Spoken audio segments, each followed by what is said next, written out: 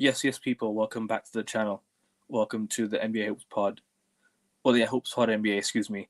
Back again every single Monday. We do this on a weekly basis. We're getting closer and closer to the end of the season, the regular season, as I should say, and we're almost getting. It's almost that time of year again to make our playoff predictions as we do every single year. But do you know what? These 2 weeks is probably gonna be the final.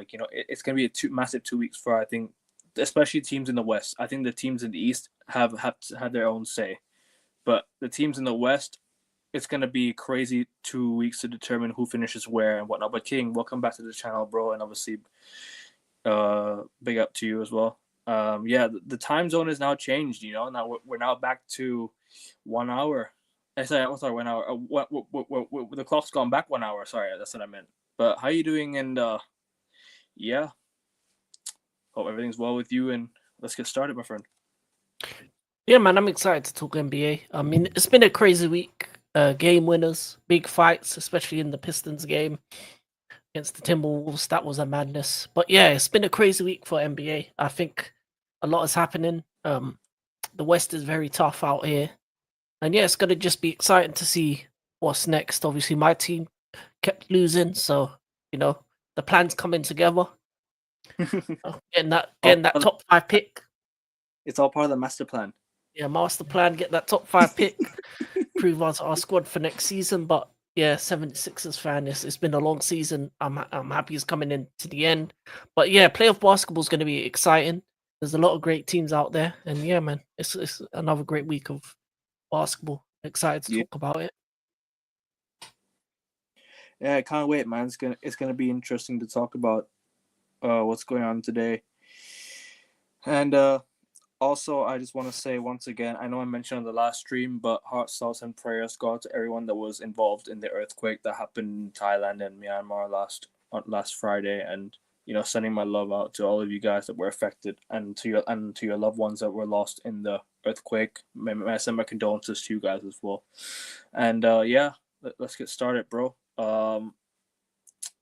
Where should we start? I mean, Bulls Lakers game, that wild ending game, I guess we can talk about. We can talk about the LeBron James Stephen A. Smith, that beef that's been going on online lately. I think that's where we should start, honestly.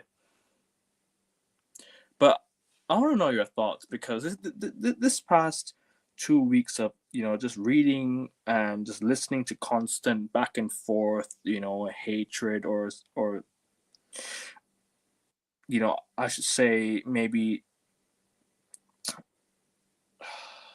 how would you say it? Like constant back and forth, like hatred arguments, everything. You know what I'm saying? But I want to know your thoughts, man. This has been something that we need to talk about for sure. Yeah, definitely. In terms of a business point of view, I think it's been great. I think in terms of having excitement in the sport, it works, because you have the biggest guy in terms of media in Stephen A. He signed a big deal, and then you have the biggest guy in NBA having a beef. That really kind of brings in the numbers. There's a lot of things to talk about in regards to it. But in terms of as a person in general, I just think is a bit much. I think it comes down to communication, really, between them two. I think all of this could have been averted if they just had a conversation, if they had a grown man-to-man conversation with each other. I think 100%. I understand both of their point of views. Obviously, LeBron is a father. He wants to back his son. But at the same time, the words that you've said in the past has put a target on the back of your son as well. So it's you as a father to be the protector of your son, and your words carry weight, especially because you're one of the greatest of all time, probably in most people's top 5s. When people talk about best small forward of all time, they're probably thinking of you, a guy that can play multiple positions, a guy that's won multiple championships on multiple teams, brought one back home to Cleveland. He's done so much over his career. Sometimes it just takes a background conversation, but then you're going on Pat McAfee show talking more. You're going up to him in the middle of a game in the court to talk to him directly.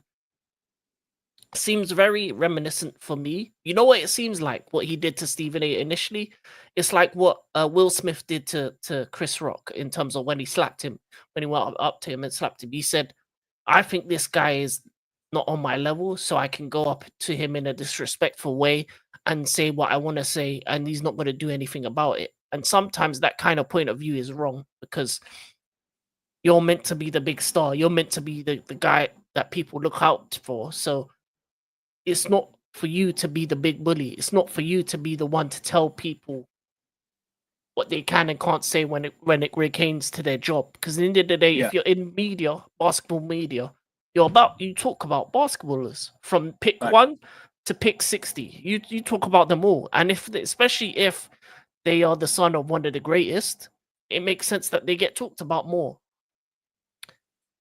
Even Michael Jordan's sons got talked about, and they weren't even in the sport like that. So every great children will get talked about in the same way because they expect them to live up to the hype of their father. Sometimes it doesn't happen. Sometimes it's extra pressure.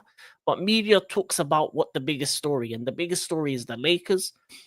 Furthermore, you added extra pressure on your son by putting him on the Lakers because that's a big team.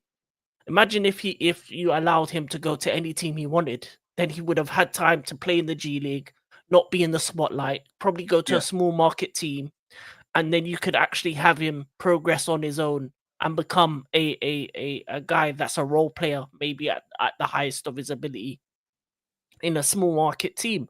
And no one would be talking about him on the level they are now. But he's on the Lakers. He's on the Yeah. Lakers. He's a two-way contract player, and he's your son. That's just news, news, news. That's tick all the boxes in terms of if you're a news guy, if you're Stephen A, if you're the top news people, who you would talk about. That just adds to the list. So, if anything, I would put the blame on you. I think you should have allowed him to maybe stay in college basketball for longer to improve his game, and then go to the draft, and also have him organically enter the league. So by the time that you are that he gets into the Ready. league, he's Yeah. ready, and then you can join the team that he's on.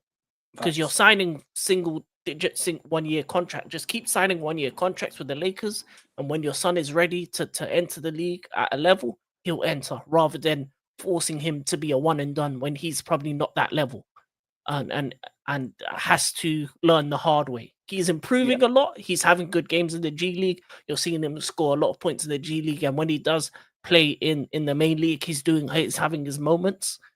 But that he doesn't deserve that level of pressure that you're going to give him when he's on the Lakers as well. So Yeah. I agree. I see both sides. I think it's a very petty argument, but it'll be interesting to see how it goes forward. I think if he was like on like a Miami Heat, the spotlight wouldn't be on him so much. But because he's playing for like a massive team with the Lakers, the spotlight you're under the spotlight. You're playing with your father. You're playing with your, you know, your I would say your idol, but someone that's someone that you look up to. You know, your loyal companion.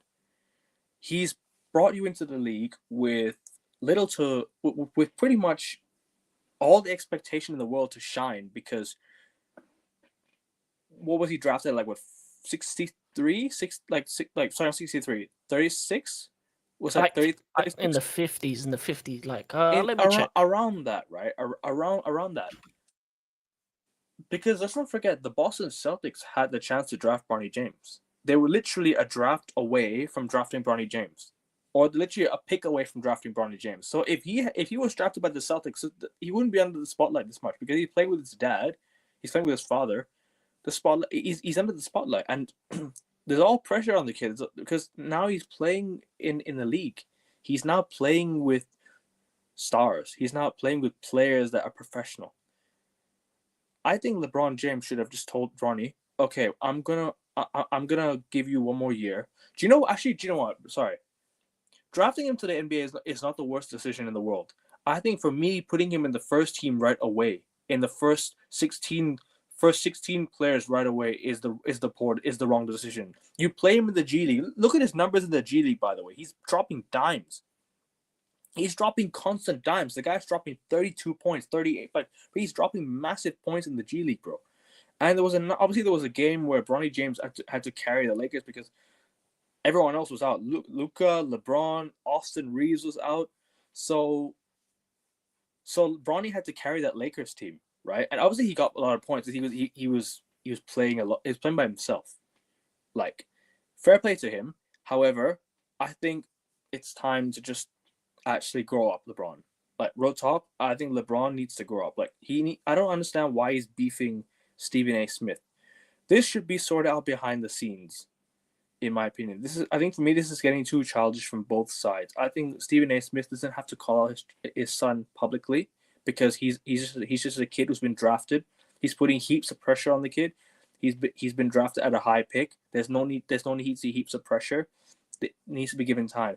However, LeBron James could have just messaged Stephen A. Smith and be like, "Leave my son alone. We'll talk this respectfully. Let's keep it respectful because I understand you're a pundit. You want to make headlines. You want to talk about things that maybe that might create headlines or whatever it is. But I think for me, LeBron needed to sort this out behind the scenes, not in public, because it was caught on camera where Stephen A. Smith and LeBron James were literally having an altercation. It could have got worse. If LeBron James had lost his cool a bit more, it could have gotten a lot worse. It could have been a physical altercation. Luckily, it was not. However, I don't know. I don't know what's gonna happen now. I think they both have lost respect for each other. I don't think there's any respect gained either. All I think they both will be like, I think they both have lost respect for each other for good. Like, the relationship there is strained. There's no way. I don't think there's any way back for LeBron and Stephen A. Smith as a pundit to a player respect level respect. But for me, I think it's also time to stop the beef and just sort it out behind the scenes because this is getting too childish. This is getting way out of hand. Like, this is not something that we should be arguing about. LeBron, you can be criticizing LeBron James. LeBron James will not beef. It's about his son who's been drafted at a high pick. Come on, man. Put him in the G League. Don't put heaps of pressure on the guy. And that's it. That's all I think about it. You know? But do you think it's been taken too far? And continue from what I said, if you like. I don't think it's too far. I just think it's at the point where it just needs for them to be on the same show or the same place and just have that conversation. They've made it public, so might as well just be on a public platform, whether it be on the shop, which is LeBron's thing, or on Stephen A's platform, and just have that conversation. Really, I think their relationship can be mended because I think if they're being both honest, I think they both respect each other's grind to be able to get to the top of their respective fields. So I think when it comes to that, that's the main thing. I think it just should be about having a respectable end to it because in the end of the day, it's just basketball. It's not It's not anything serious. It's not like they are disrespecting each other on a level which would lead to anything more than that. And these both are guys that are family men. These both are guys that are very respectable to most people. And whatever you say about each individual in terms of how you feel personally about them, I think it comes down to just having the right communication at the right time. Because we've seen it over the years that relationships have soured for one reason or another because of basketball.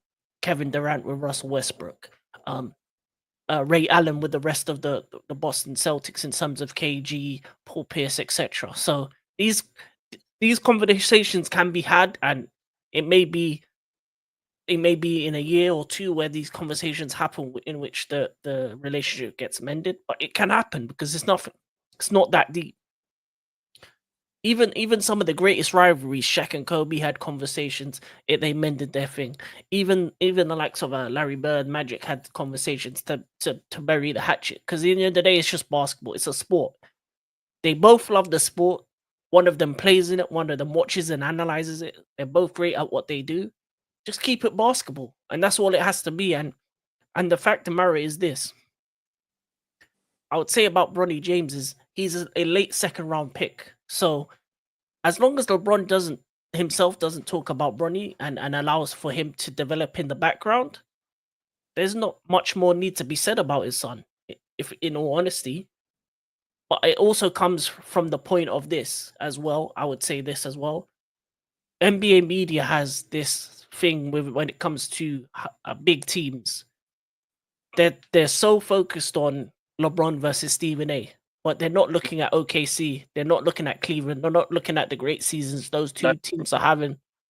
too much is focused is on a player and a pundit, Yeah, whereas there's so many better things going on in the NBA. For yeah, example, there's always about like, oh, the Celtics win 15-1 in March. Nobody cares about that. They care about LeBron and Stephen A. Smith because LeBron's a big name. yeah, They don't exactly. care about the Celtics. The Celtics are just doing their job. But this is not basketball. This is just childish behavior off the court, in my opinion. I just don't think that both should be. I think both how would you say it? Both people. Sorry, I'm starting like crazy. Both LeBron James and Stephen A. Smith should both stay in their lane. That's what I Yeah, think it should. Stay yeah, in their lane. More like a yeah, stay in their lane type of argument. Like Stephen A. Smith talks NBA. Nobody has to give a shit what he says. If you don't like it, don't beef. Don't beef with yeah. him. There's other people available. Yep.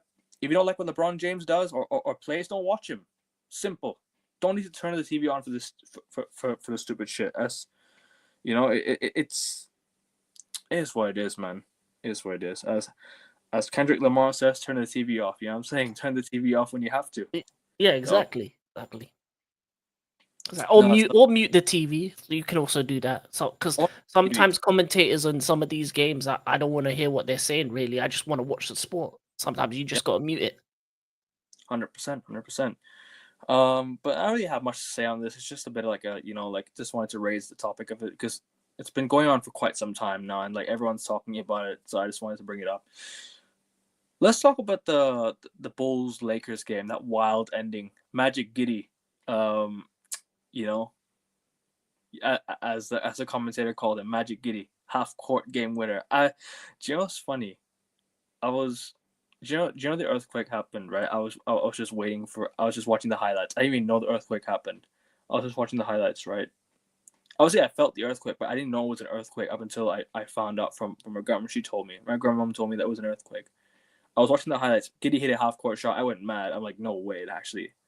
Josh Giddy hit a half court shot against the Lakers, and I'm like, I was celebrating, but then I was like, I found out there was an earthquake. I'm like, oh my god. So, yeah, that's how crazy Friday was. The fact that but let's talk about it because the way the Lakers lost that game, though, in the manner that they lost it as well, like they gave the ball away. The Lakers gave the ball away. The Lakers had a timeout to use. They could have used the timeout. LeBron instead they threw away the ball. Giddy wins it back. Kobe White or Patrick Williams hits the shot over LeBron, and the Bulls go up by 1. Mind you, they were down by 7 with a minute left to go. They were down by 7, and then down by 5 with like about 10 seconds left to go, and then the Bulls ended up winning the game to a half court shot, which is crazy. And then obviously you got Austin Reeves getting to the basket, and he scored, and then they had the last play. Giddy scores. Honestly, that's probably the best game, the wildest ending to a game I think we'll have this season. But there's been some wild endings over the course of this season. I would say. I would say that it was a wild ending, but I mean, within the same week, you saw Jokic hit a half court shot just casually with one arm. So basketball, yeah, basketball is a mad place. Basketball's a mad place, and things like that can happen. I think it's a good win for the Bulls. I think obviously both of these teams are fighting for positions. Bulls are fighting for a position in the play-in. Lakers are fighting for the playoffs. So it's just one of those moments where, obviously, if you saw our predictions, I didn't expect the Bulls to beat Lakers twice. I didn't expect that to happen, but it happened. And the second one was just a wild ending. But yeah, it's just one of those moments that happen. There's moments like that happen across the season. Yeah, and it's good. I think for the Lakers, I think they probably need to work on defensive mistakes. going into the postseason. I still believe that they're not ready to make it out the West because of how difficult it is. And then for the Bulls, I don't think it means much for the Bulls. As much as a great of a win it is, I think it's going to be very hard for them to get out the play-in. They do have a lot of good players, but I think in terms of the East, I think ATL and Orlando are better teams, and they're more likely to get out. So I don't know. I think for the future, the Bulls they have a very bright future. They've got a lot of young talent, but I think this year is not their year at the moment. So it was just a great moment. It was a great moment. Giddy has proven a lot of people in terms of how good he can be in terms of his recent form, especially considering the trade that they did for him, and there's a lot of conversations around that trade as well. So I think in terms of his mind, I think we talking about again? What was the trade? Let me double check because I saw this trade. I was like, the Hawks trade. No, it was the OKC to Bulls trade when he got traded to the Bulls. He got traded to the Bulls for Alex Caruso. Right. And at the time, people would probably say OKC won that trade, but you look at the improvement that you've seen of Giddy. Yeah, I think he is a young star. I think he has a lot of potential, and that Bulls team has a lot of potential. So going forward, I think it's a good moment to have. I think it's one of those moments that, you know, it gets the people off their seats. It gets them a good moment. And I was excited. I'm excited when those things are happening. I like to, at the end of the season, watch highlights of some of the crazy moments that happen in the NBA. And there's a lot of them. But yeah, a half court shot, yeah, it's always exciting. And for that to be the buzzer beater, yeah, man. That's what NBA is all about. That's what the sport's about, not this LeBron, Stephen A. This is what basketball's about. The great moments, the big moments. When the ball goes into the bucket. When the ball goes into the Yeah. And when they celebrate that after the crazy win, yeah, those are the moments that I live for. Especially when the comment said, "I'm coming home, Elizabeth. I'm coming home." Yeah. It was a wild ending. Trust me, I was even though I watched the highlights, I still celebrated because I didn't even watch the game. Like, I think I watched the Celtics game before that. I don't know if the Celtics game played before that. I don't remember the Celtics played before that. Actually, I don't think they did. No, I don't think the Celtics did. No, they didn't. But we played. But I think we played afterwards. I think, if I'm not mistaken. Yeah, we played after. We played the day after. But the Celtics are on a roll right now. We'll get into the Celtics, but does that? I mean, the Lakers, the way they lost that game and the manner they lost that game, especially the way they beat the Pacers the day before. LeBron James hitting the game winner. The Pacers fumbled that last play really, really bad. I think they should have done better with the last play. They would have beaten the Lakers, and that would have been a massive win for their season. But the way they allowed LeBron to score that buzzer beater was crazy. Was absolutely appalling from the Pacers, and then the Lakers just lose the game the next day in Chicago, which is like, you know what, literally not that far of a travel, literally an hour flight to Chicago. And yeah, it's been a wild season, especially for the Lakers. Like they've had a very up and down season, I would say, and now it's kind of I'm kind of being proven to the fact that the Lakers don't look like they're ready. I think the Lakers have to get a big man. And maybe I'll say controversially move on from LeBron James, because I think LeBron James is kind of not holding back the team. But if you go and look at look at the young talent around, look at Austin Reeves. The guy is becoming a second star now. When you take LeBron James out of that team, go look at the way the Lakers share the ball. Go look at the way Luka scores, Reeves scores. You know, go look at the way Dalton Connect plays. Look at the way other players play. You know, I think it's almost time for the Lakers to move on from LeBron James. I think it's almost about time. I don't agree with that yet. I think with LeBron, he's still probably the second star on that team. Obviously, it's Luka Doncic's team because he is top 5 NBA right now. Yeah. But I think LeBron is the second option for the Lakers at the moment. I think Austin Reeves as a third option makes Lakers a very scary sight in terms of the playoffs, because having that level of quality as your third option is great. I think a lot of teams don't have that quality in the third option. But if you're gonna move on from LeBron, you're gonna need to get the same level of quality star. I don't think you can rely on Austin Reeves as the second star. If you're gonna move on LeBron, you're gonna have to look at getting in a Giannis, getting a KD I don't maybe, think or they can do. getting a younger talent.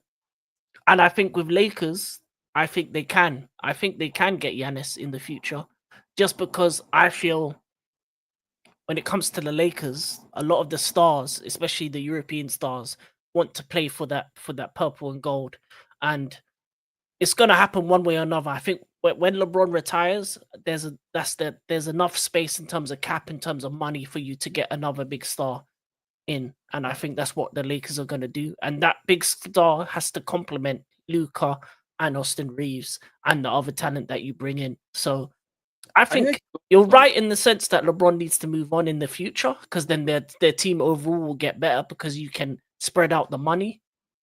But they're gonna still need to have bring in a star, a second star, because bring in 80 back. Bring Kyrie. maybe Kyrie, but I don't know. It depends on who's available at the time and the age range. I think you need to get the next upcoming star, a guy that you can put alongside Luca for the next 3 to 4 5 years. So The problem, probably one of the younger stars, or one of yeah, the up and coming guys. Maybe even a Cooper Flag in a couple years when his rookie I contract don't runs out. I don't Maybe see it. that's possible. I don't Because see it.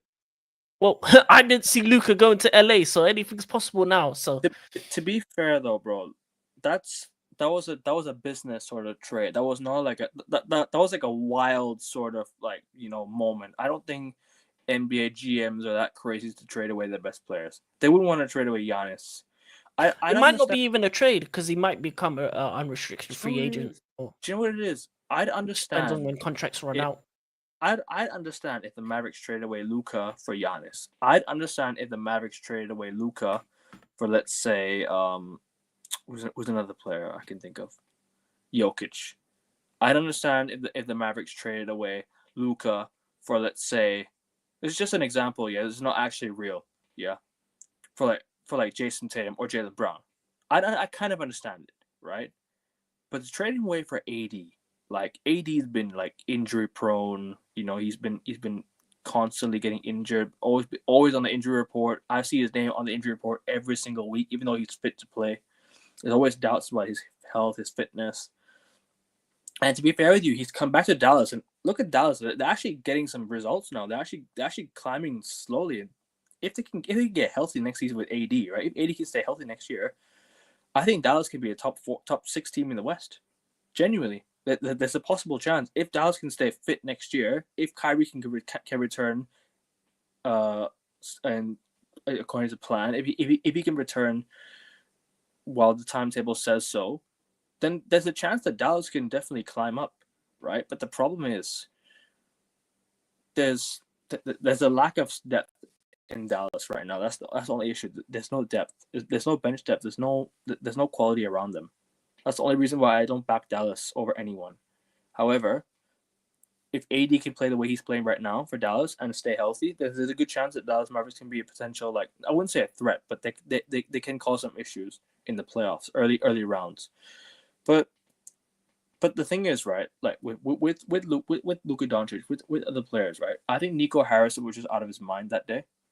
I just think he was. I think it was like a freak. I think it was just like in the moment thing, because I don't see any NBA GMs trading away their best players. I don't see Brad Stevens trading away Jason Tatum.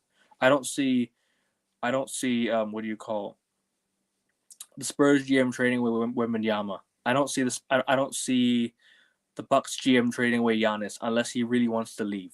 I don't see Nuggets GM trading away Nikola Jokic unless he really wants to leave. You know, that's the issue. I think it was just a freak. I think it was just like a in the moment thing. I think Luka Doncic being traded away was just a bizarre moment. Like, I don't see the Lakers getting Giannis, getting a top star. I think they can stick with what they have right now. I think they're a good team with what they have. I think with Austin Reeves becoming a second star, I think they're good with what they have. Luka is a great player. Luka is definitely the face of the franchise going forward now. I think for me, that's one. It's just about who they can bring up as a young rookie. They need to try and sort out a draft pick for a potential young rookie, like, or maybe bring in like a big man, because I still think, because I think with the big man, right? Okay, let's say LeBron leaves. You bring in a big man. Let's say you bring in like a Mark Williams, or you bring in like a, let's say, give me a big. What's a good big man that you could bring in? Walker Kessler, maybe, for example, right? You bring in like a you bring in a player that caliber, or maybe like a Laurie Markkinen. The Lakers are set. The Lakers are set to compete for the future. Genuinely. I don't think so. If you don't have the second, I don't think Austin Reeves can be the second star in terms of a championship team, because that's what the Lakers want. They want another championship, right? They're trying to be the greatest in history. They're one of the top two in terms of championships. So if that's what they're going for, you eventually you need to trade for a second star. And if the right trade comes in, I think most teams will trade away their stars, especially nowadays because of They might trade with Austin Reeves if that's the case. they might have to, but I think they'll be a better team for it, because a lot of the time when it comes to these teams and maybe ownership and new ownership, and in the case of the Dallas, they didn't want to pay the star the big money. And if Yeah. that's the case, if they don't want to pay the money, if they don't want to get the taxes on top, if they don't want to go in luxury tax, and they're looking, oh man, our wage bill's getting too much, we need to reduce it. Best way to reduce it is to reduce big assets. So Yeah. a lot of the time it is a business decision, but these things are going to happen. And if you're looking at teams that can capitalize on it, it's the big market teams that players want to go to, because at the end of the day, a player power is a bigger thing. They have It a is. say on where they want to go. So when Dame left, well, no, when Jimmy left Miami, he said, "I want to go this team, or this team. If it's not the right option, I'm not going." And then you have to make the deal. Yeah. So there is a possibility in the future that you can get a Giannis, that you can get a Jokic if you're a big market team, just because you have that pull power. And a lot of these players growing up probably watched the Lakers. They probably watched Kobe. They probably watched, Shaq. They probably watched Magic. Magic, those teams. So depending on the age of the players, they probably are fans, especially from Europe, of the bigger teams, right? Your Knicks, your Yeah. Lakers, your Philly, maybe if they like AI, just like me. So it just depends on who they are and what they want out of their career. And if the team that they're currently on isn't getting them championships, isn't getting them rings, they'll move on, and then that's when other teams will pounce. But that's how crazy this league is. Because 5 years ago, if you look at where the players were to now, it's completely changed. So, Yeah. and with the Luca deal, it's just, it's probably never going to happen again. Most likely, not in our lifetime of that level of deal, because it was so lopsided in terms of talent. But deals can be made in the future, and I think deals will happen. But we'll see. I think Lakers post LeBron will probably have to look to move to bring in someone. If Austin Reeves increases his level to be a second star, then you can build around him and Luca, and then that's something possible. And then maybe in 2-3 years' time, but you never know what the level of these guys are and who they're willing to keep, because they were willing to get rid of Dalton Connect to get a big man in. But then you look at how good he's been for the rest of the season, even after that. Was that the right decision? Probably not. So it'll be interesting to see who they have to give away in order to get that big man in, and what they have to do in order to become a team that's ready to take a championship. So it'll be interesting. There's a lot of teams that have a lot to do over the off season, and they're one of them. No, I hear it. But moving on from the Lakers, though, I agree with you in the sense that they do need a star, like to maybe progress forward. Luca and pair with somebody, 100%. But I genuinely think Austin Reeves can become a second star. I know I give a lot of criticism to the guy because he's a good player, but I still think that they can, they can do better, but Austin Reeves is another guy that can become a second star. I think for me, he's definitely good enough. He scores buckets of points. He's a great overall player. He can definitely get you points. Mind you, the Lakers, he wasn't even drafted. He was undrafted. The Lakers got this guy from free.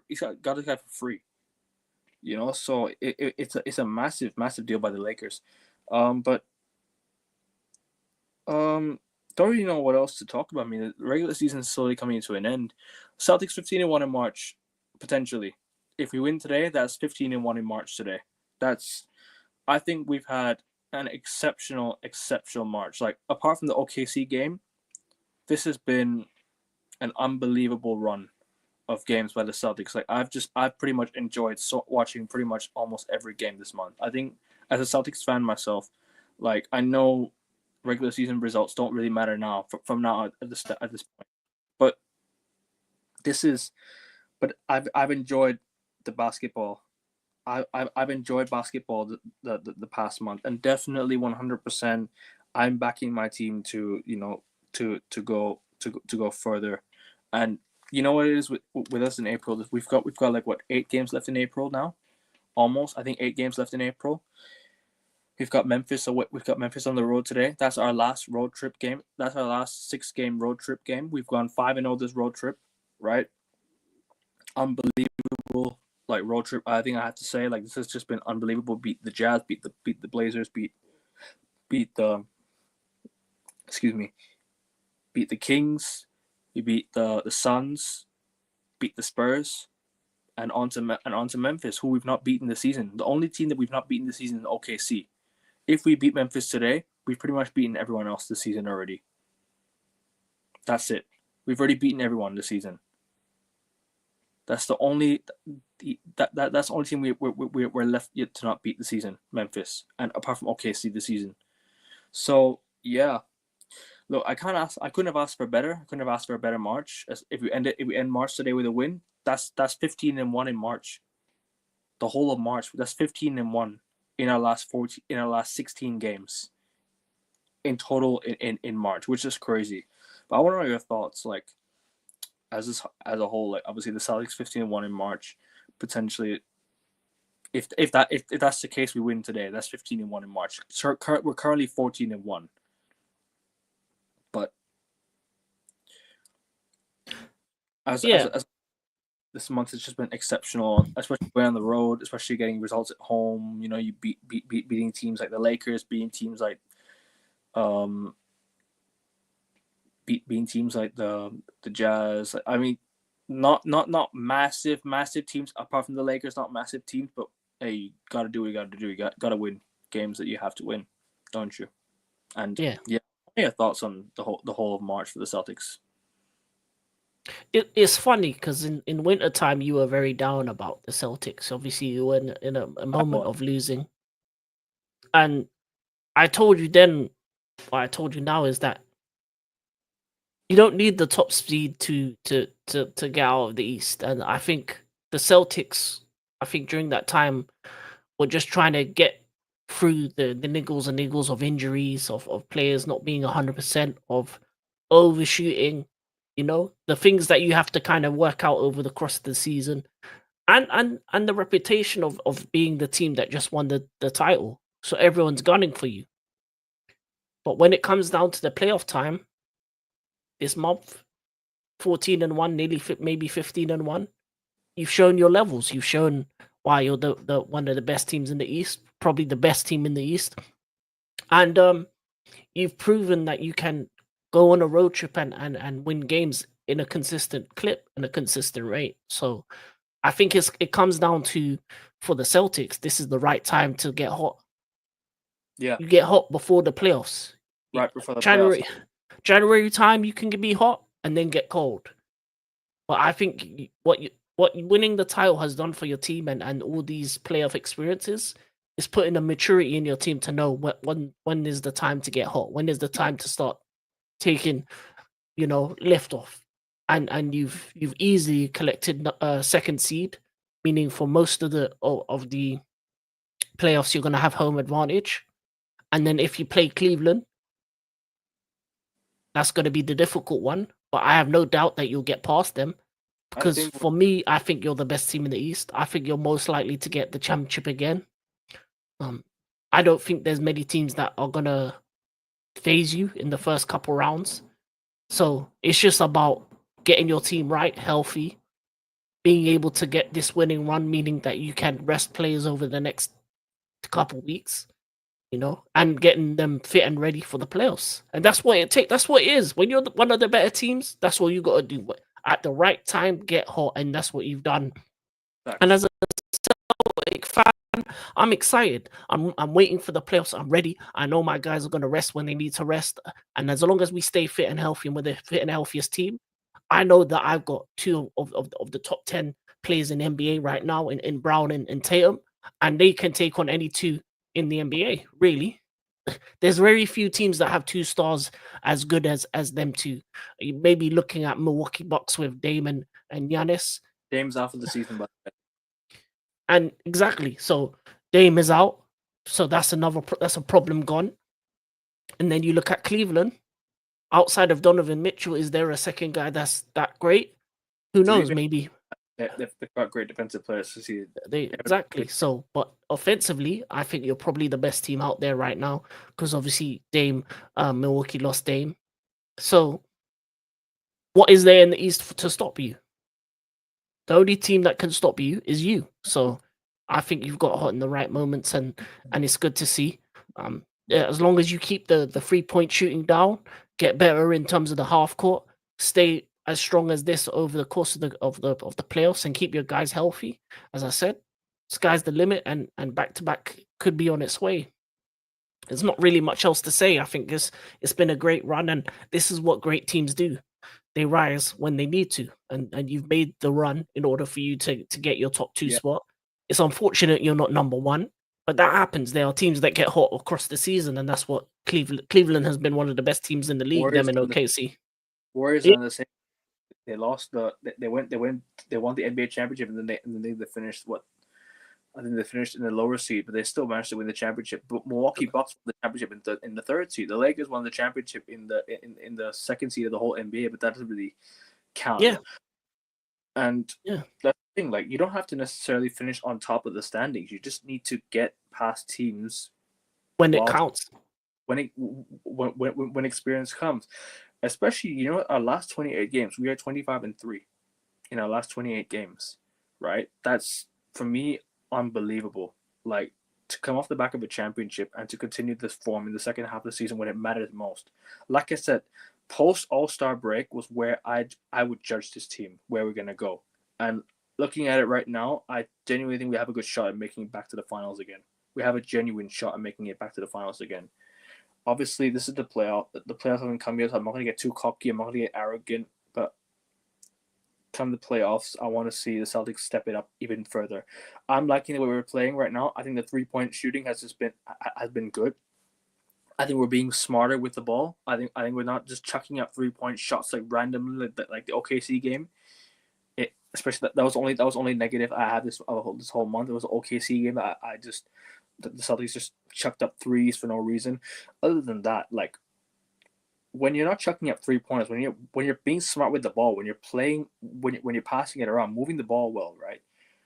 When you're playing as a team, playing as a unit, right? Using your primary ball handler properly, giving Tatum his minutes, making him the primary ball handler, him being the ball facilitator as well, right? You playing smart. This is what's going to happen. You're going to get results. The Celtics have been playing very, very well this past month. I understand we passed some fourth quarter collapses. I understand that, but the most important result is the win at the end of the day. You can collapse in the fourth quarter, but as long as you come back, as long as you get out with the win, if you win the game, that's the most important aspect. You know what I'm saying?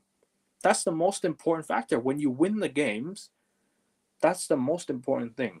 It doesn't have to be perfect, but the Celtics, right, for me, just continue what we're doing right now. Just continue this form, at least until about 4 games remaining. Rest the players, rest Jaylen Brown, rest Jason Tatum, rest everyone you need to. Don't play Jaylen Brown to the end of the season now because apparently of his knee. Don't let him play. Rest him to the playoffs. Jason Tatum had an injury scare. I don't know if you saw that injury Jason Tatum got against the Sacramento Kings with Sabonis closing him out. He almost had it was a really bad sprain.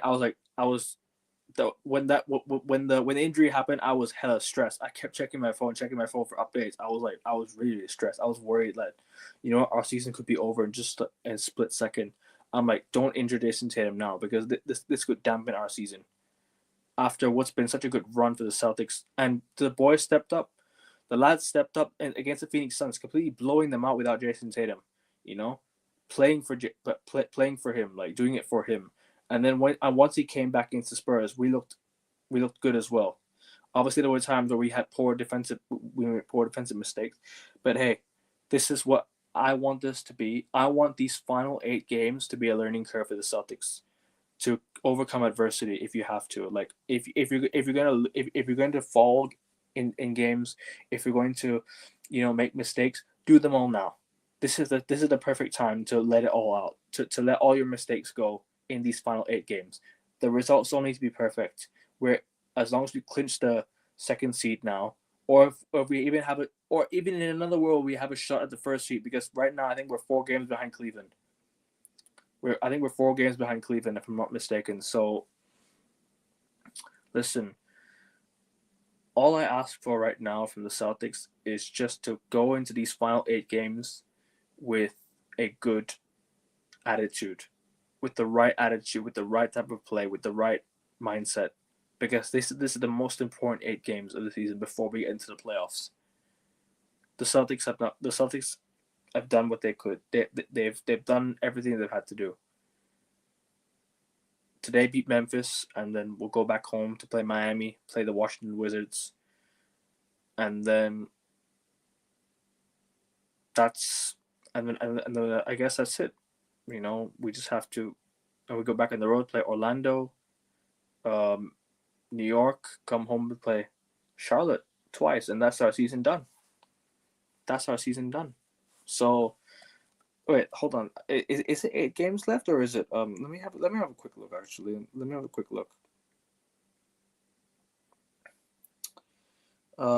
We've now played, so we have 8 games remaining. We've got our final 8 games is today. We play Memphis on the road. This is our final. By the way, we've gone 5-0 in the road games, so that's unbelievable. We play Grizzlies on the road, Heat at home, the Suns at home, the Wizards at home. We have a 3-game homestand before we head back onto the road for 2 games to play the Knicks and the Magic for our final back-to-back of the regular season. And we come home, play Charlotte twice on a doubleheader, on a double fixture. So we play Charlotte at home one day, and then the final day of the season, regular season, we play Charlotte at home again. Just close out the season strong. That's all I ask for right now. We've got 3 road games remaining. We've got 5 home games left. Go and close out the season, regular season, as you can, and get into the playoffs with the right mindset, right attitude, and hopefully, where we match up in round 1, we're ready. We're healthy. We're ready to play. That's all I ask for from the Celtics. But is there anything more you want to say, or anything you agree or disagree? No, there's not much else to really say. It's just about getting to the playoffs at the right time. I don't think you'll get the number 1 spot, but it's not needed. No. It's not needed. I think Cleveland's got that. But We're it doesn't really matter. It doesn't really matter.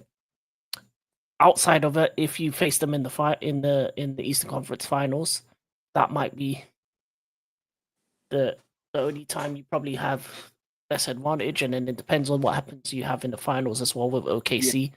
But I don't think OKC are making out the West, in my opinion.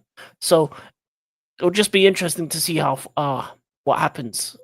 I think right for the rest of the season. But yeah, just keep winning, keep doing well, keep on the same road, and everything will be okay. I think for the Celtics, I think they're on the right trajectory, on the right wave. So there's not really much else to add to that. I think the Knicks are pretty much locked up the 3rd seed now. The Pacers, Detroit, and the Bucks will compete. Will battle it out for the 4th and 5th spot. I think the Pacers look good. They look all right, apart from when they lost to the Lakers Other than that, I don't really see the Pacers like. Well, they do fumble games quite a lot. I remember last year in the Eastern Conference Finals, the Pacers fumbled an 18-point lead, I think twice to the Celtics at home for us to hit to the NBA Finals. So listen, if the Pacers are going to do that, right, constantly, if the Pacers are going to keep fumbling games, then I don't see them making out of the first round or the second round. So they're going to need to get over games. So the Detroit Pistons looking decent.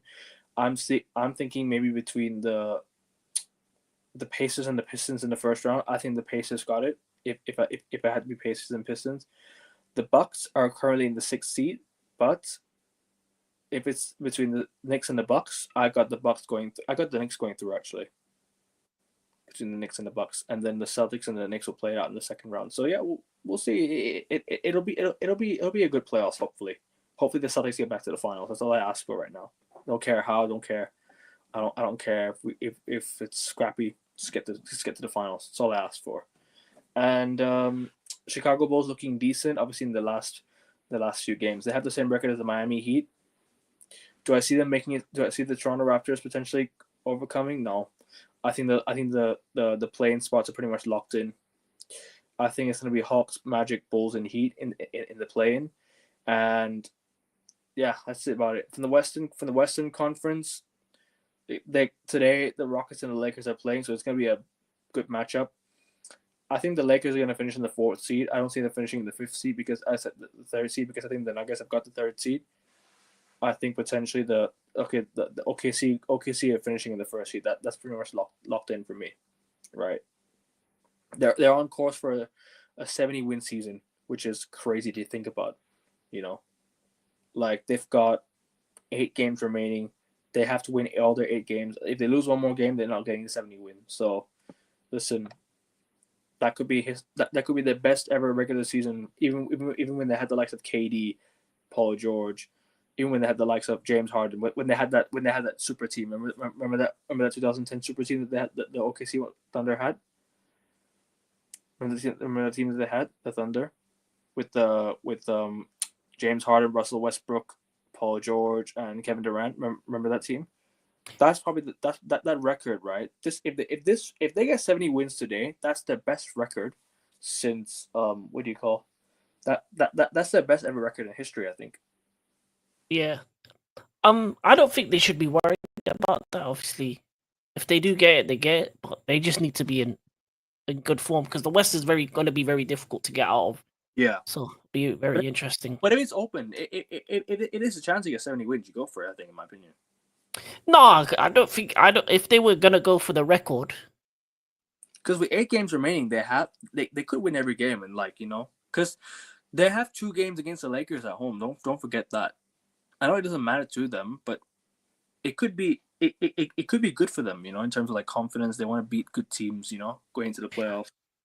I mean, yeah, I know. It depends if they rest guys as well. But if they were gonna go for the record that Golden State had, then maybe. But I think for them, I think for them it's about being better in terms of the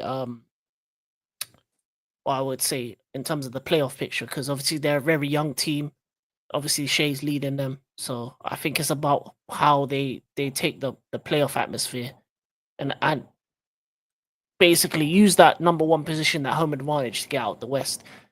Are they going to do it? I don't think so, but I've been wrong before, so we'll see. I also forgot to ask you, right? There was something that happened this week in the NBA. Memphis Grizzlies firing Taylor Jenkins. So let me say it again. I hate stuttering.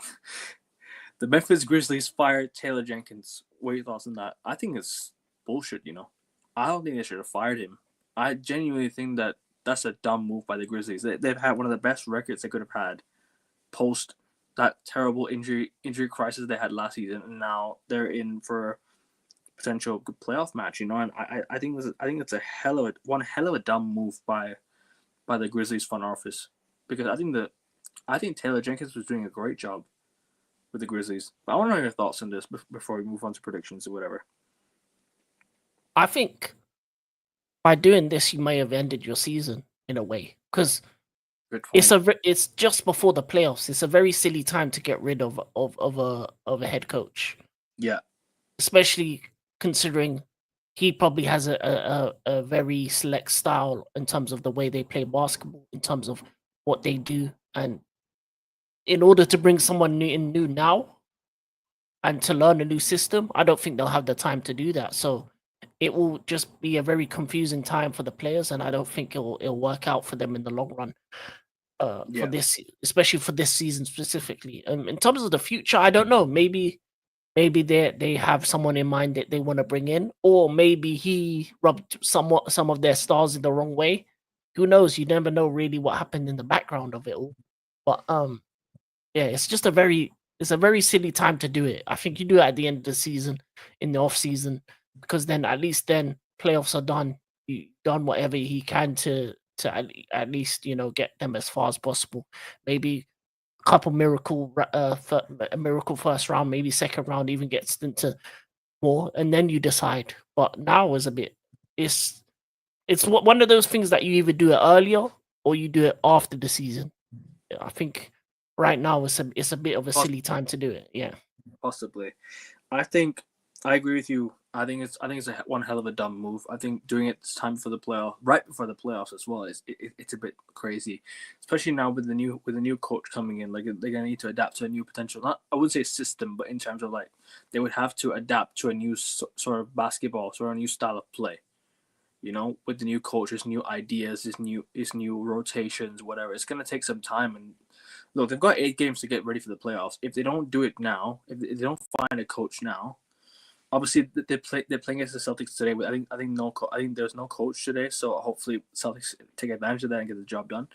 But we'll see, man. I think from what I listened to John Morant, we listened to Jaren Jackson, they sounded a bit upset that Taylor Jenkins got fired. I think they didn't really have any issues with the guy. I think it was more like to do with maybe it was an off the court issue, maybe it was like a behind the scenes issue, like an Ime Udoka situation potentially. I'm not so sure what exactly happened, but behind the scenes, something could have happened. He might have violated team rules. He might have broken the team laws. I mean, I'm not so sure what exactly happened. But from the way it's going, from the not the rumors, but from the way it seems, from the way like I'm reading the news, because it doesn't seem like the players had any issues with him, then there must be something going wrong behind the scenes. So I think that's what could have led to his sacking. Other than that, I don't really see any I don't really see any reason to fire the guy. He's taken Memphis to a great position. At one point, they were second in the West in a stacked Western Conference. Things could change. They could have been second at one point as well. So, look, it could dampen the chances. It could definitely ruin their potential hopes of getting to the great position in the playoffs. Potentially, maybe semifinals or the other conference finals. Who knows? But for me, I just think the West stays the same as it is right now. The Clippers. Can I add something on the Memphis situation? Yeah, go on. Of course. The other thing I would say is this: if it wasn't to do with the players and the players are upset by it, yeah, that could cause problems for the players in terms of their futures. So some of them may move on, and you may even the stars. If the stars don't like the new coach or the new style, then you could lose some of your talent, especially being a very young team like that. Some of these are very young men, so they probably to the coach to them is like a second dad, probably teaching them things outside of the sport that you don't see. So if they're upset by that, they may want to move on and leave the organization forward, especially your star players. That could lead to them making trade requests in the future and not wanting to be a part of the organization if they yeah, 100%. Yeah, so that could be an issue that they may deal with going forward. I hear it. You make a very, very, very good point. But also, I think the West stays the same. Like I said, I'm gonna go back to the West. I think the West stays the same. I think the West. I'm looking at the play-in tournament, right? Dallas could potentially. Dallas will. I think Dallas will make the playoffs. Sorry, let me say it again. I think Dallas will make the playoffs. Oh, they definitely have a chance of making the play-in. I think Phoenix and Sacramento Kings is running are too difficult. So the injury KD injury, could that dampen their chances of making the playoffs? Well, because you know what? Do you know when they played the Celtics that day? When I saw that lineup by the Suns, I was like, what have the Suns GM done to this team? Because one time, right, they had Booker, Chris Paul, they had DeAndre Ayton, they had Mikal Bridges, Cameron Payne. Bro, that team was an NBA Finals caliber team. What have they done to this team, man? Right, real talk. What have the Suns done to this team? Because that was a great team, you know. That Suns team that they had was a great team. Now look, I'm looking at the Suns right now. Bradley Beal's hardly available for the Suns. Who else do they have, bro? They don't have that many players I can look at and be like, I can bring you off the bench and you can change the game for me. The Suns got blown out by the Boston Celtics, and you know what it is? It's not but on hindsight, it's not embarrassing to get blown up by us, right? Obviously, I don't like I don't understand arrogant or cocky, whatever. I'm a Celtics fan, right? But the way the Celtics commentator was you know, I'm sure you know Eddie House, right? Eddie House, Yeah. NBA Final 2008 NBA Championship, right, with the Celtics. He was on the play-by-play commentary with on NBC Sports Boston that day, right? He traveled with the team for the commentary. He said, the Suns getting blown out at home like this is embarrassing, and the manner that they did was embarrassing. Like, real talk, the way the Suns lost to the Celtics today was really embarrassing. Like, I never thought the Suns would be that bad. They've gotten worse, to be honest. Genuinely. They got blown out by even more from the Rockets. So I think they've lost their last three. They don't have KD, no Bradley Beal. They're probably gonna move on from them too. So Yep. They need to make big moves in the off season, because Devin Booker is a quality basketballer, and you need to build a team around him, and they haven't done right by him. So that team that they had in 2021 was promising, my friend. Yeah, it was. Then they made wrong decisions. Should have kept the same core, and then they traded away DeAndre Ayton, bro. Yeah. Who was your center going forward? Like, he was a top player. Yes, he had injury issues, but come on, like, it's not like every NBA center has injury issues. We have issues with Porzingis. We had issues with Robert Williams. Every NBA center has injury issues, right? Yeah. DeAndre Ayton was a great player for the Suns. He was a great player for the Phoenix Suns. Like, I don't see any reason why to move him on. Yes, they got Kevin Durant. Kevin Durant's a quality player. He's exceptional. But go outside of Booker and KD and Bradley Beal. What's up with that team? They traded away Yusuf Nurkic, right? They've traded away. Was it Yusuf Nurkic that they traded away? Yeah, he had a problem with the coach. I think this situation. But I think for them, I think they just you know what they need? They need to rebuild. I think they need to get rid of KD, Bradley Beal. I even would move on Devin Booker if I can get good pieces for him. I wouldn't do that, because Booker is their heart. I think it's their heart and soul. I think it's hard to move on Booker. I think you could move on KD and Bradley Beal 100% and move on other players. I agree with you, but Booker is the player you need to build around. He's the youngest. You can get the most. You can get a bunch of picks from Booker. I think that's the only thing I would say, that you would get a lot more than Beal and KD. Potentially, but where does Booker fit though in other teams? Like, there's plenty of teams that would want him. He's a good shooter. He's a good guard, second guard. So there's a lot of teams that would look at him. I don't think Booker wants to leave the Suns as well. I think Booker is happy with where he is. I think Booker loves Phoenix. Arizona is a great place for a lot of NBA players to go to as well, especially in the West. It's in the desert. It's good weather, I guess you could say, potentially. And yeah, I don't see any reason for Booker to leave Phoenix. I don't see any reason for Booker to leave Arizona. So I think keep him there.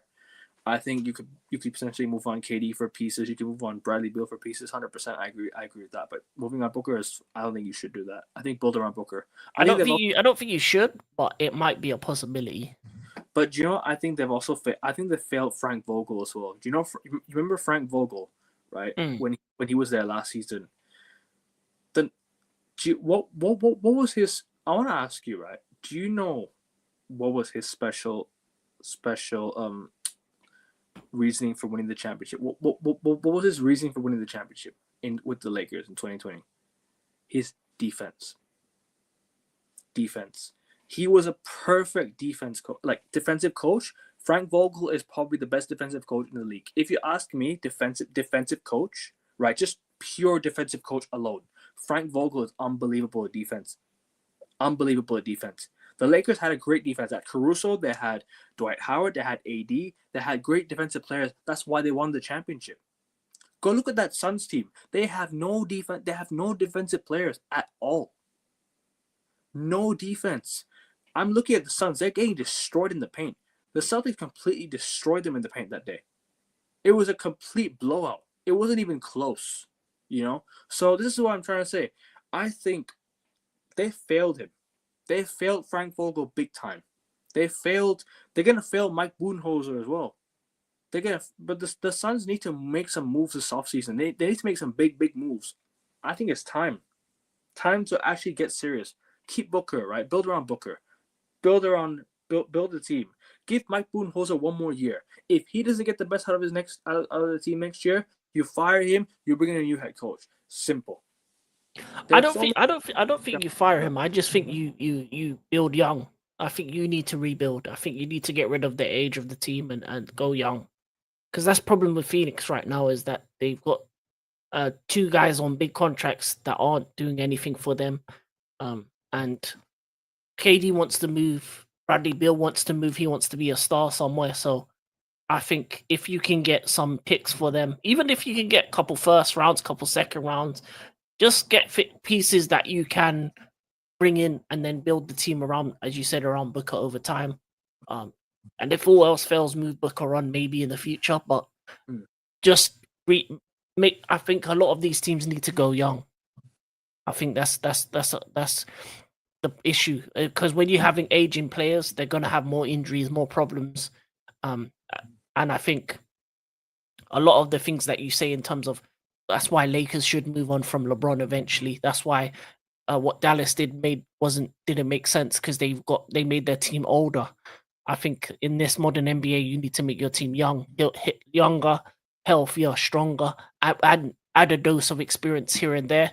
And I think you're more likely to be a better team. You look at some of the best teams in the league in terms of Houston, OKC, Celtics, Cleveland. They're young, they're strong, they're healthy for the most part, and they have a lot of talent. So I think that's what Phoenix need to do. They need to restart their process. And I think that's a lot of teams need to do that, including mine. My team needs to do that more than most in terms of getting younger, getting healthier. And I think that's going to be the way forward in this modern NBA. It's about staying healthy and staying young, really. I guess you could potentially have Chicago coming up. You could potentially have Detroit. You know, you got Pacers. You have Bucks if they can potentially see the light, and maybe if they trade Dame away. You know, if they decide to trade Dame away and get someone younger to build around Giannis, potentially, they could do that. You know, so there are teams out there that are in the market, and that's why. And that's one thing I like about the Celtics. We're set in terms of like future, like we have players that can remain on the team for a long time. Hopefully, if I don't want to say things too early, but hopefully we have players that can stay on the team that can, you know, we can build around. You know. Yeah. There's a couple pieces that are aging out that you're gonna have to move on eventually, like an Al Horford and stuff like that. No, Horford's but for the most part, I think you've got a very solid squad that can at least be there for the next couple of years. But that's the other issue that you have, and that's why you need to win championships now. It's the money. It's when you start paying these guys more and more and more, gives you less room in terms of building the team and moving forward. Yeah. So depending on how the new ownership wants to be with the money, if they're willing to go into luxury tax and things of that nature, that depends on the amount of time you have to make this team as successful as possible.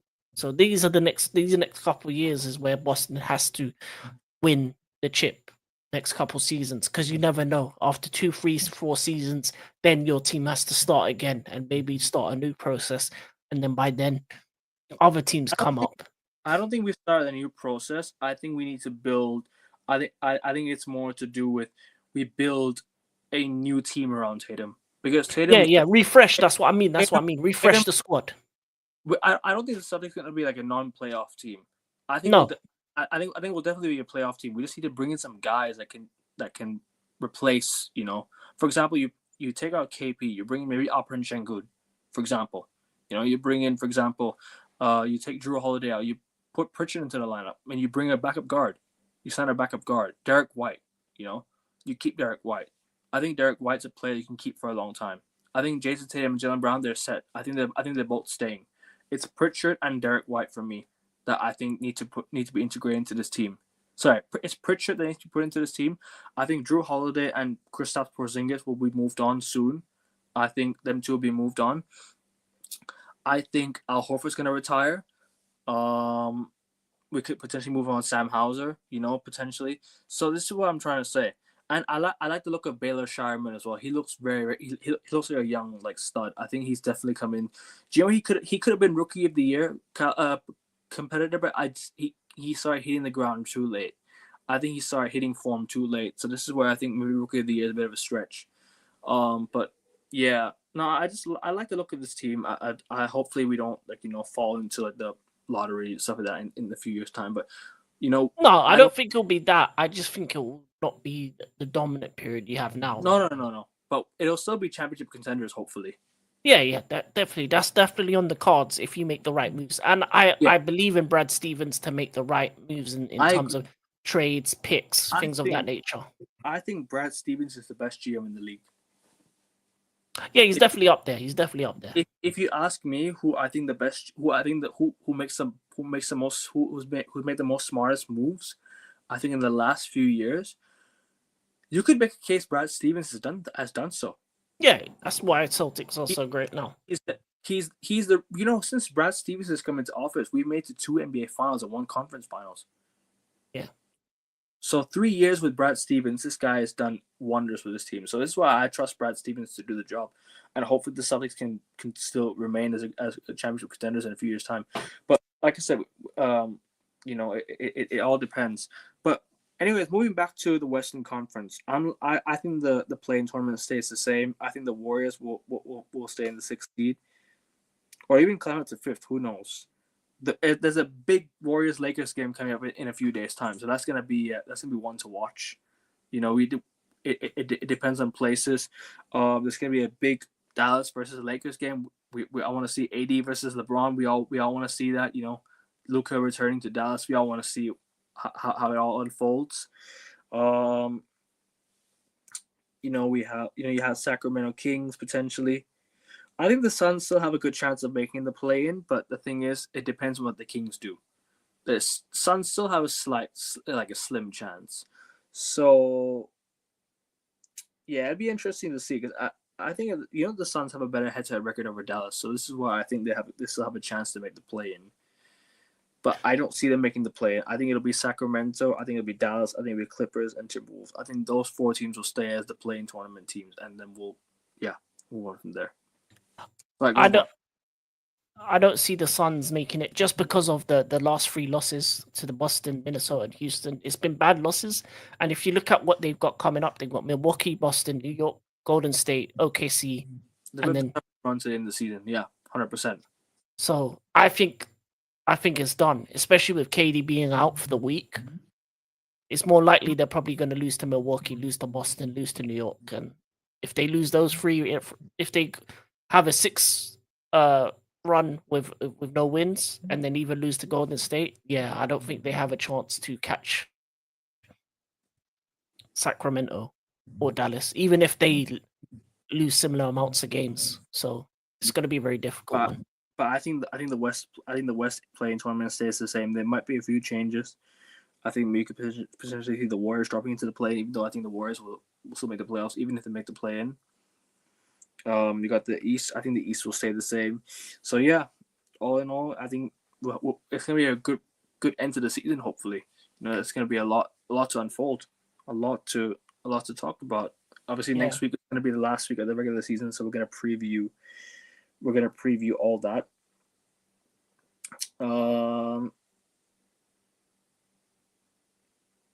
When's the start next week? Hold on, let me have a look. So next Monday, next Tuesday.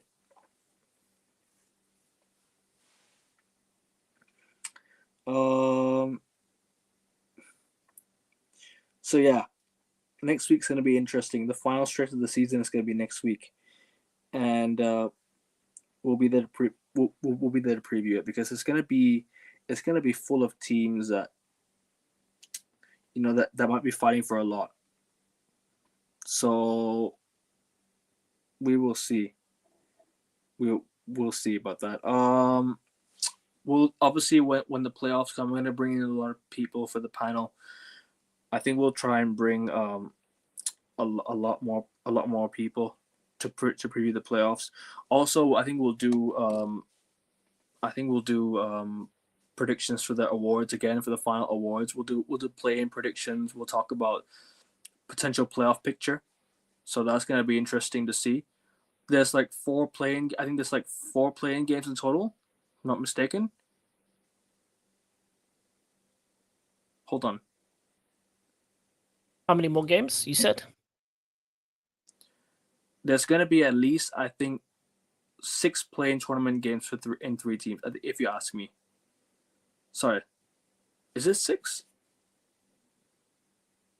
Yeah, it's 6. It's 6 games, right? 6 playing tournament games, right? If I'm not mistaken, in total. Oh, There's in gonna, total, there's yeah, gonna 6. there's gonna be 3 from the west, 3 from the east. Yeah, So we're gonna yeah. preview that, and we'll definitely recap everything as well. We're gonna keep on recapping the playoffs as we go. But yeah, I think we'll I think we'll go to the predictions now because I think we're heading towards the end of the show. Let's go. Let's start with Charlotte Jazz. Charlotte against Utah. I'm gonna go with Utah. Actually, no, sorry, Charlotte. Sorry, Charlotte.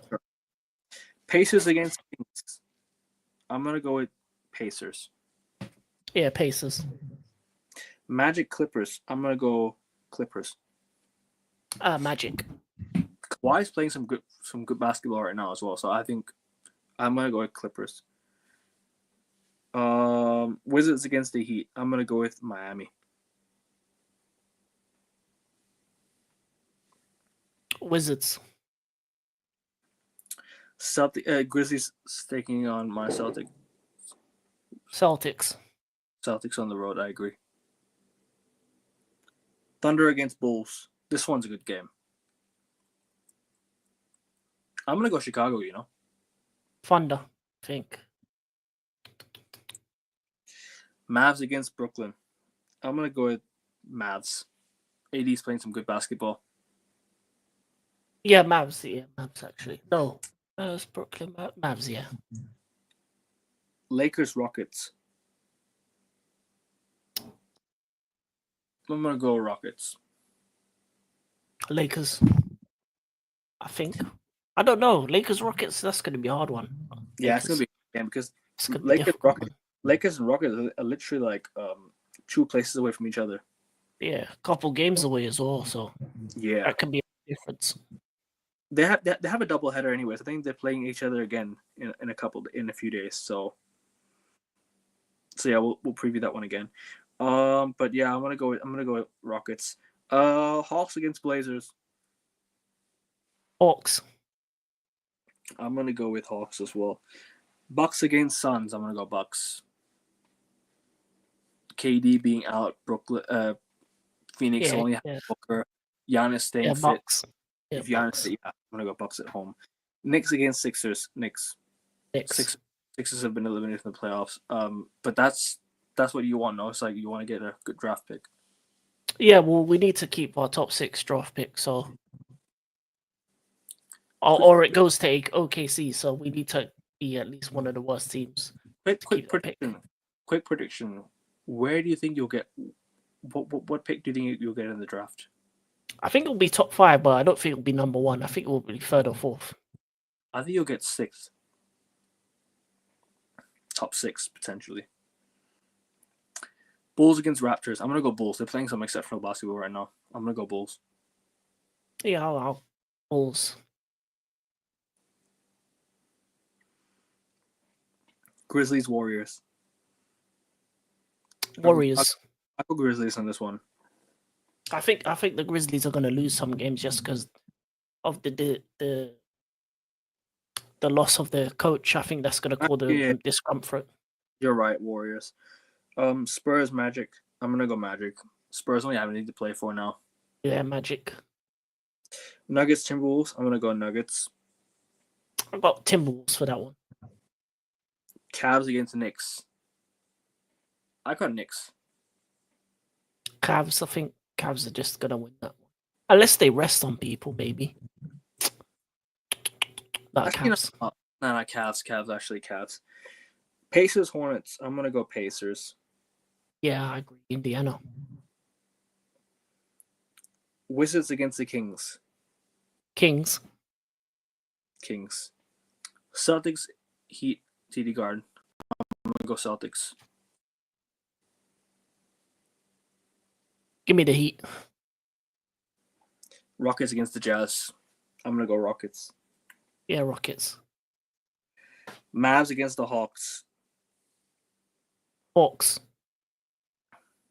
Mavs. Nuggets against Spurs. Yeah, Nuggets. Yeah, Nuggets. Nuggets will do. Thunder against Pistons. I'm gonna go Thunder. Just about. Yeah, Thunder. I think Pistons might lose a couple players because of the incident. Yeah, that's potentially. But I think they'll be okay for the playoffs, I think. Clippers, Pelicans. Yeah. Clippers at home. Clippers, yeah, definitely against Pelicans. The Pelicans ain't got nothing to really play for. Sixers, Bucks. Yeah, Bucks. Wizards, Magic. Magic. Nets, Timberwolves. Nets. Actually, no, I'm going to go Timberwolves. Heat against Grizzlies. I'm going to go with Grizzlies on the road. I'll go with Heat. Actually, no, I will go Heat as well, actually. Yeah, I'll go Heat. Raptors against Blazers. Raptors for me. Yeah, Raptors as well. Now we got the big one. Lakers, Warriors. I'm going to go Warriors. I want to second that. Golden State.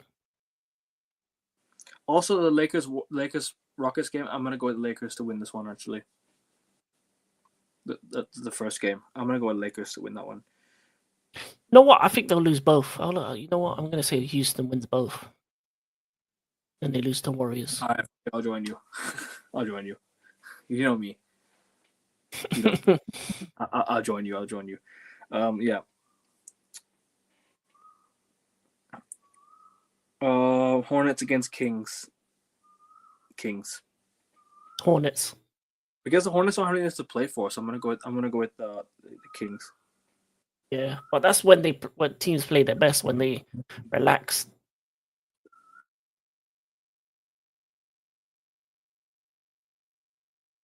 It's not back. You can hear background noise, right, or something? Yeah, but it's fine. It's morning, isn't it? It's morning. You know, you gotta love nature sometimes, don't you? Hornets against Kings. I went for Kings. Pacers, Jazz. Pacers. Celtics, Suns. Celtics.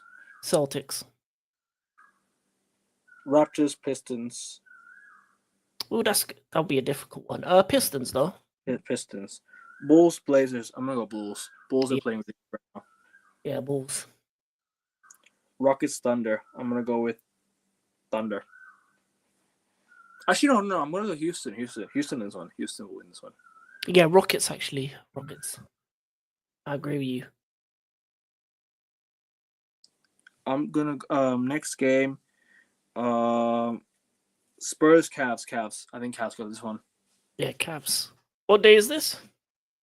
It's on the 5th of it's on the 4th of April. Okay, cool. Warriors, Nuggets. Warriors. No, Nuggets. Warriors, Nuggets. I got Warriors. Clippers, Mavs. I'm gonna go Clippers. Mavs. Lakers, Pelicans. Yeah, Lakers, easy. Yeah, Lakers on that one. We went for Bulls, Blazers. I went for Bulls. Yeah, we went for Bulls as well. Yeah. Yeah. Hawks, Knicks. Oh, that's Hawks, just for the storyline. Ice Trader gang. I'm gonna go with Knicks.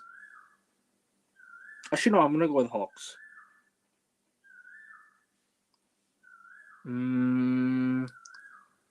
Pistons, Grizzlies. Oh, Pistons, Pistons. Sixers, Timberwolves. Timberwolves. Heat, Oh, Bucks. I'm gonna go Bucks. Heat, Clippers, Mavs. Clippers. Clippers. Hornets, Bulls. Bulls. Yeah, Bulls for that one.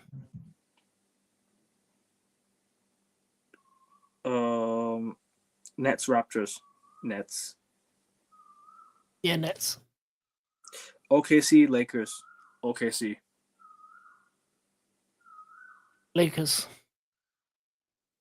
Hawks, Jazz. Hawks. Hawks.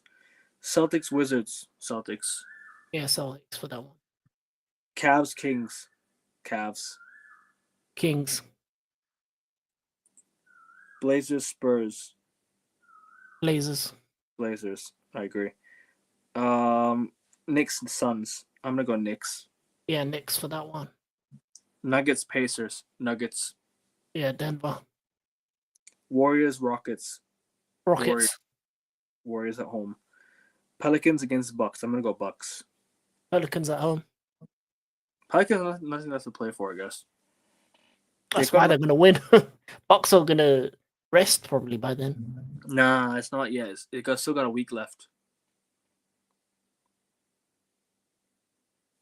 Actually, you know what? Yeah, but still, Pelicans.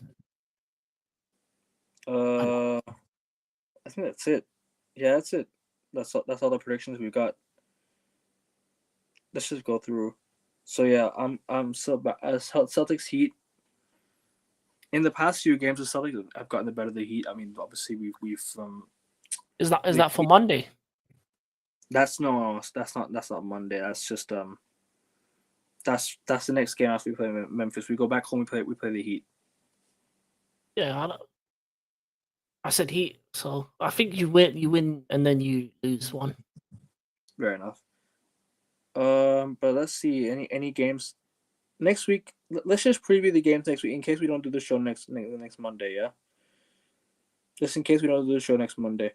There's only 2 games next Tuesday, anyways. Next Monday, sorry. Pistons, Kings. I'm gonna go Pistons. Detroit. Sorry? Detroit, yeah, Detroit. And Heat, Sixers. Heat. No, Miami. They go into Miami. But yeah, that's all I think we have for today. We're gonna wrap it up here. Make sure you guys like the video, subscribe to the channel. The 16 of you watching, head over to YouTube, click the link, click subscribe. Head over to King's channel. He's got a lot going on as well. He'll be back in the channel for the F1 this week, so make sure you guys tune into that one. I think on Saturday we'll do the qualifying. We'll do the qualifying review and the preview for the race. Yeah. Thank you guys for 170 subs again. Like I said, appreciate all the love and support in March. Like I said, the goal was to get to 170 subs in March, and we got there. But the road now is to get to 200 before the end of April. So if you guys could get me to 200 by the end of April, that would be nice. And support King's channel as well. He's got some videos coming his way. Let him know what you got coming up, bro. I think you got some videos coming on your channel, don't you? Yeah, definitely. I'm gonna look to put some videos on my channel. We bi-weekly wrestling show that we're gonna do, Road to WrestleMania. So a couple episodes already out on that. So if you like wrestling, then that's for you. And then on Rumble, not Kick, Authentic World Analysis, where we talk politics. There's going to be a stream up at some point this week, and yeah, we just talk about the tough subjects in terms of politics, mainly around American politics and wider world as well. So, but yeah, excited to be on AN Sports again, back for the Formula One Japan and the Rising Sun F1 race coming up. So that's going to be very exciting. subscribe to AN Sports. This is a great channel, and yeah, man, I love Appreciate being on it every time. So thank you for 170 having me on, and yeah, that's all I got to 170 say. 170 subs was the goal. We got there. Like I said, 200 subs before the end of April will be amazing, people. So make sure you guys subscribe to the channel. And if you want to see more NBA shows, you know, me and King have got you locked in for that. Got you covered for the NBA. With NBA playoffs, we're gonna be on it. So I think after every NBA game or after every NBA like playoff, we'll be there. We'll be talking about it. So make sure you tune into that.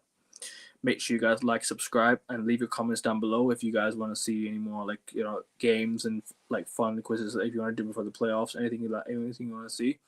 Like I do with Footy Bingo. You know, you guys are all football fans. You know, you watch Footy Bingo. You've seen all of that. You know, we've done Footy Bingo. We've kind of slowly moved up the pecking order, but now it's time to get to better heights. So make sure you do tune in next week. Make sure you do subscribe, and we'll see you next week. Go Celtics. Peace.